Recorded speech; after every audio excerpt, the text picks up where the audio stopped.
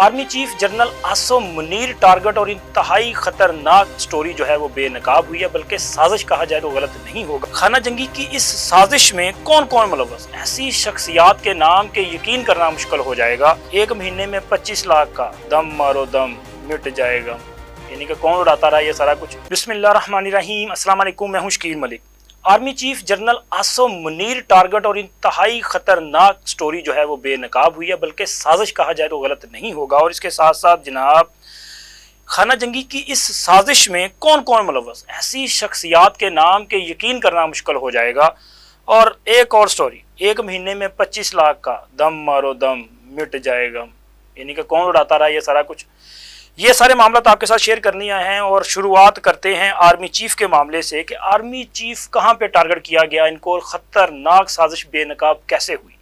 इस फकीर ने खबर जो है वो आपको इसी प्लेटफॉर्म से दी थी, जिसमें ये कहा गया था कि 9 मई की जो पूरी वो साजिश थी उसका करता धरता बगावत था, कि असल में फौजी बगावत जो है वो इसके असल इसका था कि वो मंबा कि जी हम फौजी बगावत करवाई जाएगी और मुल्क में जो है एक इमरानी इनकलाब बर्पा किया जाएगा। और वो 83% जो फौज में दावा किया जा रहा था ना कि 83% फौज जो है वो इमरान खान की हमायती है, तो ये दावा ऐसे ही नहीं था, ये उस प्रोपेगेंडा का हिस्सा था और उस पूरी साजिश की कड़ी थी जिसके तहत इसको प्लान किया जाना था। और इस प्लान में था कि मुल्क में फौजी बगावत बर्पा करनी थी। तो अब इस मामले की तस्दीक जो है वज़ीर आज़म पाकिस्तान मियां शहबाज शरीफ साहब भी कर चुके हैं। उन्होंने अपने एक हालिया इंटरव्यू में इस बात की तस्दीक की है कि 9 मई का जो असल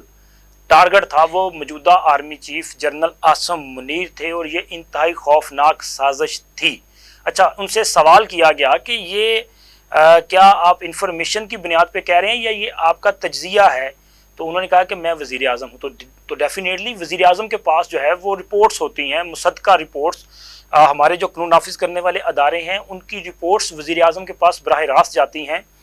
और मैंने उन्हीं रिपोर्ट्स की बुनियाद पे जो है वो पहले ही आपको ये आगाह किया था कि असल में ये साजिश है क्या, इसका पूरा जो खद्दो खाल हैं वो क्या थे। तो एक तो वज़ीर आज़म ने का ये जो बयान है, मेरी उस खबर की तस्दीक भी है, लेकिन जो वज़ीर आज़म ने कहा और इसकी जो तस्दीक की उसके चंद अहम नुकात जो है वो आपके साथ शेयर करता हूँ। वो कुछ इस तरह से है कि वज़ीर आज़म का कहना है कि असल टारगेट जो है वो army chief general Asim Munir थे और टारगेट ये था कि मुल्क में फ़ौजी जो बगावत है वो बर्पा की जाएगी, जिसका आगाज़ लाहौर से होना था और फिर इसको पूरे मुल्क में फैलना था। और इसके बाद आर्मी चीफ का तख्ता जो है वो उल्टाना था और उनका तख्ता उल्टाने के बाद यहाँ पे चंद और लोग जो हैं उन्होंने इस पर विराजमान होना था और एक तरह से मुल्क में अफरा तफरी, अनारकी और खाना जंगी की सूरत हाल जो है वो पैदा करना थी। ये है वज़ीर आज़म का कहना। अब इस साजिश में और कौन कौन मुलव्वस था, कुछ लोगों का पहले भी मैंने अपने व्लॉग में आपको बताया था कि एक तो कोर कमांडर लाहौर जो हैं उनको इसी वजह से हटाया गया और उसके साथ साथ तकरीबन 150 के करीब दीगर फौजी अफसरान और अहलकार जो हैं वो शामिल हैं जिनके खिलाफ कार्रवाई का आगाज़ कर दिया गया था। उनमें से कुछ के खिलाफ तो बाकायदा तस्दीक कर दी गई ना, उनके खिलाफ कार्रवाई की, जो ISPR की तरफ से एक बयान जारी किया गया था। तो जनाब इसमें बाज़ ऐसे नाम भी हैं, नाम मैं भी अभी नहीं ले सकता चूँकि ज़ाहिर है मजबूरी, आप समझे इस बात को, लेकिन अशारों में शायद आप समझ जाएंगे कि इसमें ऐसी शख्सियत, ऐसी अहम शख्सियात के नाम भी हैं कि जो इस साजिश का हिस्सा थीं, लेकिन इस साजिश के नाकाम होने के बाद ये ख्याल भी नहीं किया जा सकता था कि ये लोग इसमें शामिल होंगे। लेकिन जब इस पूरे मामले को प्रोब किया गया, इसकी इन्वेस्टिगेशन की गई, तहकीकात की गई, कड़ी से कड़ी मिलाई गई, तो फिर वो कहते हैं ना खुरा वहाँ तक पहुँच गया, तो जहाँ पे ये नहीं जाना चाहिए था। तो इसकी नाम मैं नहीं लूँगा, लेकिन आने वाले चंद माह में आपको ये तस्दीक हो जाएगी कि कौन कौन शख्सियात हैं, जब उनको उनके अहम तरीन, ताकतवर तरीन ओहदों से जो है हटा दिया जाएगा या वो हट जाएंगे खुद ब खुद। ऐसे हालात पैदा हो जाएंगे कि उनको हटा दिया जाएगा, तो फिर इस बात की तस्दीक भी हो जाएगी कि ये शख्सियात जो हैं अगर वो अपनी मुद्दत से कबल अपने अहम ओहदों से अलग हों तो फिर इसका मतलब है कि वो इसमें शामिल थीं। वैसे मैं आपको बताना चलूँ कि इमरान खान साहब इन्होंने जब इनकी हुकूमत का खात्मा हुआ तो उसके बाद इन्होंने जो भी रैलियां निकाली, जो भी वो मार्च वगैरह किए, बेसिकली उनका मकसद एक ही था कि वो आर्मी चीफ आसिम मुनीर साहब की तकर्री को रोकना चाहते थे। और उस वक़्त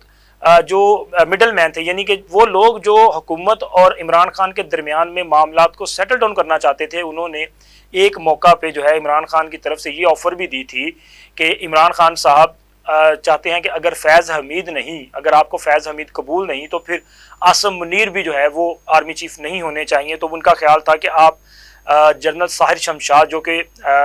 اس وقت joint chief of staff committee ہیں، تو انہوں نے ان کا نام دیا تھا کہ آپ ان کو جو ہے وہ آرمی چیف کے لیے کنسیڈر کر لیں، اور یہ بھی سینئر تھے تو ان کا نام جو ہے وہ پیش کر دیا گیا۔ لیکن اس کے ساتھ ساتھ اور بھی انہوں نے کچھ نام جو ہیں وہ دیے تھے کہ آپ ان کو جو ہے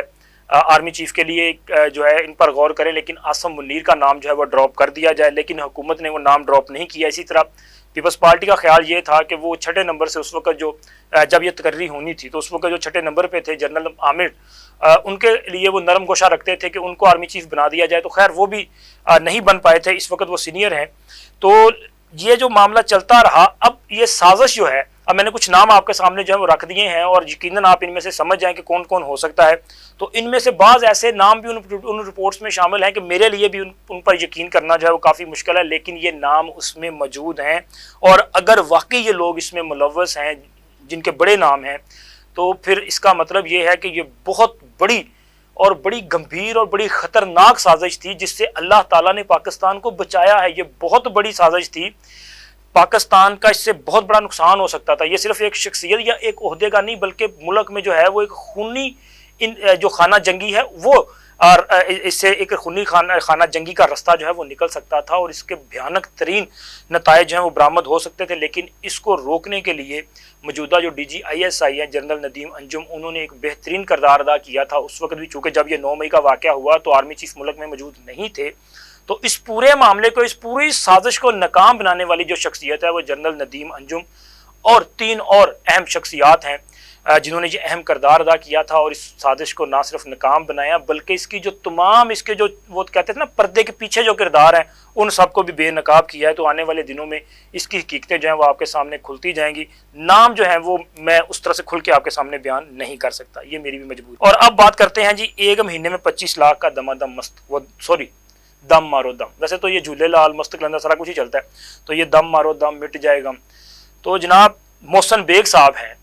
محسن بیگ صاحب وہ شخصیت ہیں جو کہ کبھی عمران خان کے بہت قریبی دوست تھے، آج کل ویسے موجودہ آرمی چیف کے بہت قریبی ہیں، اور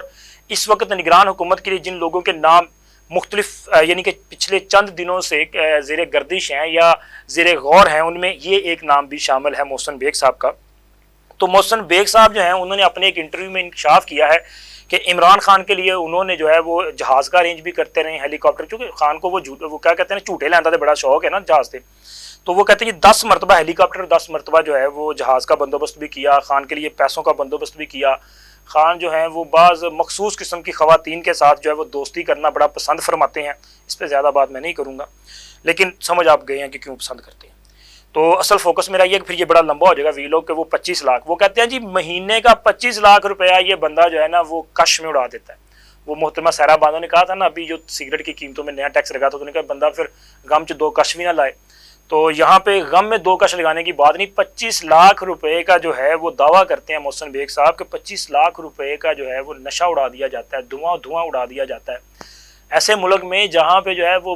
بندہ 2 وقت کی روٹی کے لیے ترس رہے ہیں، اور پاکستان جو ہے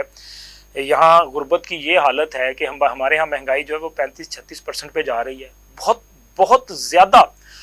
خراب صورتحال ہے۔ آپ ذرا باہر جا کے دیکھیں، جو سفید پوش ہے وہ تو میرا خیال مر چکا ہے بیچارہ، وہ تو کسی کو نہ تو ہاتھ پھیلا سکتا ہے، نہ کسی کے سامنے، نہ کسی کو کچھ بتا سکتا ہے، تو وہ اپنی وہ کیا کہتے ہیں اپنی آخرت، اپنی موت کو اپنے منہ سے دیکھ رہا ہے، اور کسی کو وہ اہو بکا بھی نہیں بیچارہ کر پا رہا۔ تو یہ صورتحال ہو چکی ہے، اور اس ملک میں کچھ لوگ جو ہے وہ لاکھوں روپے کا نشہ اڑا دیں اور پھر وہ ملک کے کرتا دھرتا بھی ہوں اور اہم 3 عہدوں پر بھی بیٹھے ہوں، تو آپ سوچیں جب اگر یہ حکومت میں آنے سے پہلے 25 لاکھ اڑا رہے تھے تو پھر حکومت میں آنے کے بعد کیا حشر کیا ہوگا اس اکانومی کا، اور نشے کی سلط نے، اور پنجابی سے کہتے ہیں نا کہ جتھے جس گھر 'چ نشہ وڑ جائے اتنے بھانڈے بھی نہیں بچتے، تو پھر سمجھو کہ پاکستان نشے نے صورتحال پہنچائی ہے۔ باقی اللہ خیر کرے، نیا وقت بھی انشاءاللہ جلد اچھا وقت بھی آئے گا، امید رکھنی چاہیے۔ میں نے ہمیشہ اس بات کے کرتا ہوں کہ مہنگائی ضرور ہے، بالکل یہ ختم ہونی چاہیے، لیکن امید کا دامن نہیں چھوڑنا چاہیے، چونکہ ہمارا مذہب، ہمارا دین ہمیں یہ سکھلاتا ہے کہ امید کبھی جو ہے وہ نہ چھوڑیں، امید کا دامن، اللہ پہ بھروسہ رکھیں، انشاءاللہ اچھا وقت جلد آئے گا۔ اور جتنے بھی یہ مطلب چور لٹیرے جو بھی ہیں ان سب سے ایک وقت آئے گا کہ ہماری جان چھوٹے گی اور پاکستان جو ہے وہ ایک عظیم مملکت بنے گی. اب تک کے لیے اتنا ہی. ملتے ہیں اگلے ویلاگ میں نئی انفارمیشن کے ساتھ. اللہ حافظ.